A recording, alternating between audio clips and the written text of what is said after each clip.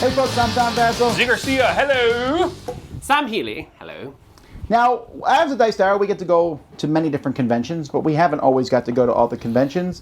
As Dice Tower, we get to play a lot of games, but we can't play all the games. It's impossible. And today I want to talk about FOMO, which apparently stands for fear of missing out. I did not know this until a few weeks ago. I thought it was something vulgar. Oh, did you? I thought it was something like YOLO. I thought it was like you only live once or something. Like BOGO, you know, like buy one get one. FOMO was like find one, make one. No. Anyhow, the fear of missing out. I know that for me, this hits me when I go to a restaurant and I'm looking at the menu. I'm like, oh, that looks like a delicious meal. And then I'll order it. Then you'll order something, and then your meal comes. And I'm like, oh, should I have got that? Right. And sure. So then we're like, can I have a bite of that? And you're like, oh, good. It's not as good as mine. Or I should have got that. Right. That fear of missing out, and it can paralyze people. Well, this can happen in the gaming world with two things: conventions and games. So we'll talk about conventions. For a while, we used not to go to any conventions, Right. and then I got to go to Origins, and I'd come back and tell Sam how much fun Origins was, and then Sam went to Origins, and then we got to. But I would hear about Gen Con. And there's always like, even now, you know, there's conventions all the time, and I'll read about them, and it's like, wow, those people look like they're really having a great time. Or even like, oh, there was a meetup, but I wasn't able to make it this month, and oh man, you guys played this, and I wish I was in it. Or even, for me, the worst is when I'm playing like this 4-hour game, and you start playing, and you're like, oh man. That gets me, man. All the time. Those guys are laughing and having fun over there. About? You don't play 4-hour games. No, but I'll play a 2-hour game sometimes, and like, I'll finally like be worn down, so to speak. I'm like, all right, all right, deal me, and I'll play, yeah. And then the whole game, I'm like looking over there, like those guys are having a great old time, you know. that gets me, yeah, absolutely. And that's not fear of missing out, though. That is missing out. It's a different thing. Fear of missing out is the experience I'm having now is okay. But there might be an experience out there better than this experience, right? That's the fear of missing out.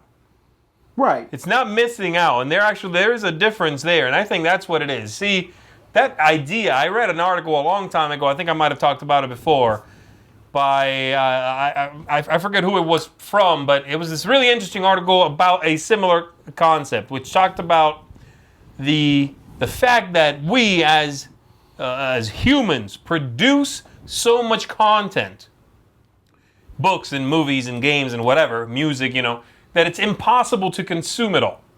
You can't possibly consume, never mind all of it, all the one that you want to. It's not possible. You just do not exist long enough, right? Because we make too much stuff.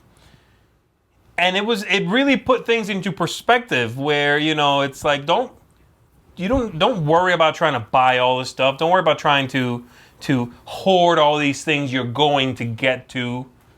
It's impossible. You can't do it all. Buying something now to consume next month, by next month, there's going to be 5 new things you want. And that's the thing you got to fight against, right? It's the thing that it's a perfectly natural phenomenon. I'm not saying if you feel that way, that's bad. Everybody, I think, has that fear of missing out, right? It's just that switch in the brain, that realization that you're gonna miss out.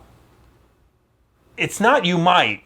You are going to miss out on tremendous amounts of things. You're scaring a bunch of people right now, bro. I'm trying to be therapeutic. They're going to cool stuff. I want everything. You know, it's realizing that that's okay. That's the thing. That you can't possibly play all the games and listen to all the movies, to all the music, and read all the books, right? It can't be done. Well, to say that it's not, that it's okay to feel that way, I think might be a little bit of a misstep, because I think fear of missing out leads to a lot of different disorders that are bad. I mean, I think it would lead to acquisition disorder. I think it would lead to things like envy. Yeah, but again, that's what I'm talking about too. It's the fear of missing out. Feeling it is natural.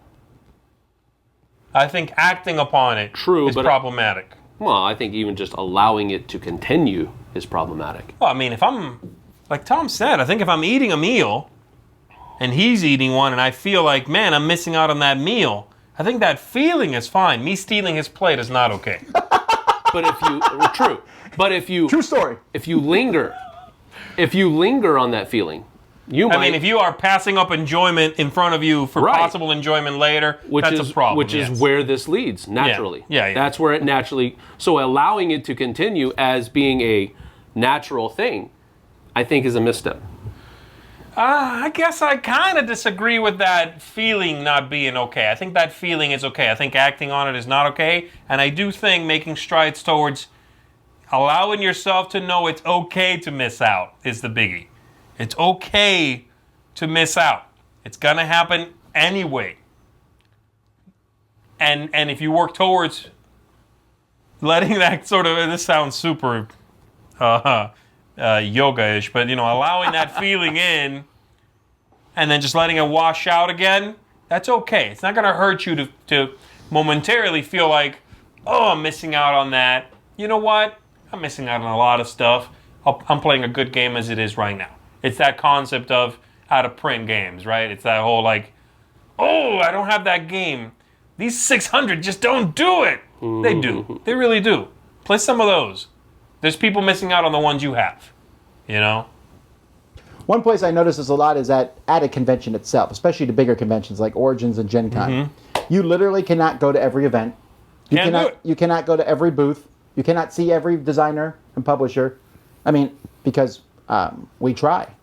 Right. We really do. And you cannot do it all. You can't go to every cool meetup thing that's happening there because sometimes these things will be scheduled at the same time.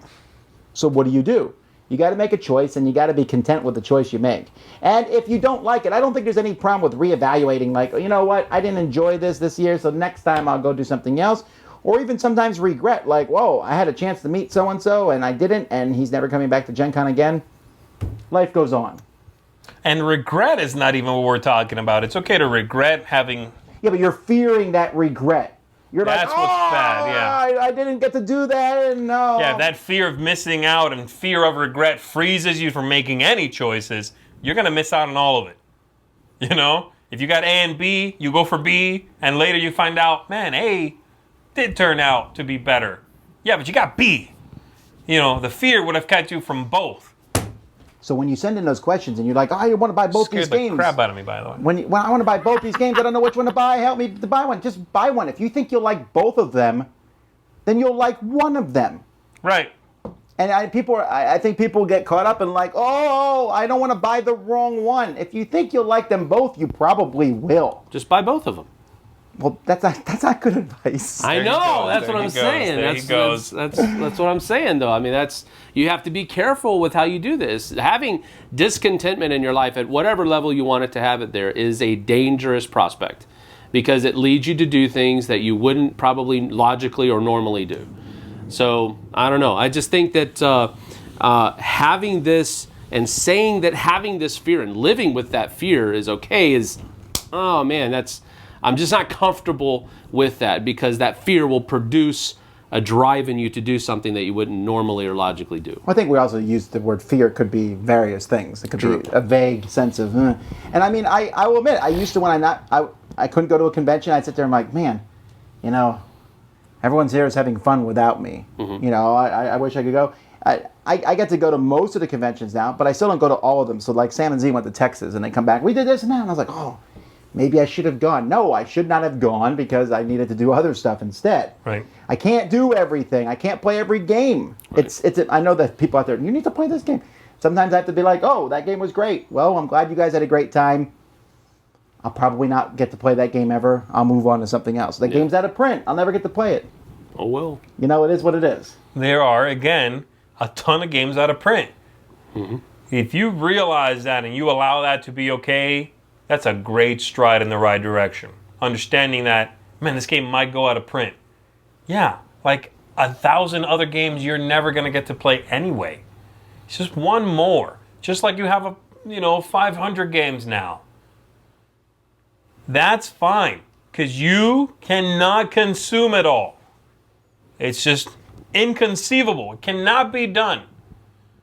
And that's okay. You got to allow that to be fine, or you'll just never stop, because there is no stop. We haven't stopped making stuff. Mm-hmm. You know, that's the thing that hopefully will turn that fear into maybe mild regret every now and then. That's okay. You know, oh, this game wasn't that good. I bought it and I didn't like it, and now I'm gonna get rid of it. Yeah, okay, you kind of regret that purchase. Maybe you should have put those $15 towards a different card game. Yeah. Advertisers are actively working on this, though, right? Kickstarter is a good example. Yeah. If you don't back this game now, you will never get these exclusives. It works, you know what? right? If they were that amazing, they'll sell them later or whatever. Or you know what I mean? Sometimes you have to sit there and go, I'm not going to get all these Kickstarter exclusives. So be it. Right. I could say right now, on one of our videos this year, if you watch a certain minute, you have a chance to win $10,000. That's not true. But let's say I said that. Then you sit there and go, I have to watch every single video to do this. No, you don't. But there things like that happen, right? Right. You know, it's like, oh, you know, you get it now. This deal will never come again. How many times you go to a web page and it said there's a countdown at the top, and I always laugh because that's such garbage. Like 5 minutes sale left. Right. Whatever. If it was that great, you know, someone just sent me something like, look, you buy it now. This will only be this price now. Whatever. If it's really that good, I'll see it later. And if I miss out, so be it. You know, if I missed out, I didn't buy Google stock. Life went on. And that's the thing, really, Yeah, at the end of the day, especially about games. And this has happened to me because I love those little weird games where I see it. It's like, oh, this game, you can't pronounce it. Its name is a symbol, and they only made 7 copies in Malaysia 12 years ago. I gotta have it. I want 2 copies of the 7. You know what? If the game's that good, and this is what Tom's speaking to, it would have been reprinted. And there would be thousands of them instead of 7. I know because this has happened to me. I'm not saying the game isn't going to be fine, okay? And oftentimes you'll find a game and you're like, ooh, this is neat. It's not that good, okay? Or it would be more popular. There's very few, if any, games that are going to become your favorite game ever, and they only made 100. It's just the nature of the beast, because the better it is, the more people want it. There are going to be more if it's that good. The Kickstarter thing, yeah, you know, they try to get you with the whole this is a limited time thing, and that's true. But you got to realize, you can't back every Kickstarter that has exclusive stuff. Pick one. Go with that one. If your budget allows for one every 2 months, pick one every 2 months. That's great. Nothing wrong with that. Getting exclusives is fun. You just can't get them all. This is true. Alrighty. Fear of missing out. Tell us what you think in the comments. Thanks for watching. Until next time, I'm Tom Vasel. Zee Garcia. See you. Sam Healey. See you on the flip side. Thanks so much for watching the Dice Tower video. Find more great as well as our top-rated audio podcast. You can also find other primary sellers, and you can watch the Dice Tower for great prices. Cool stuff in stock. Check them out at coolstuffinc.com.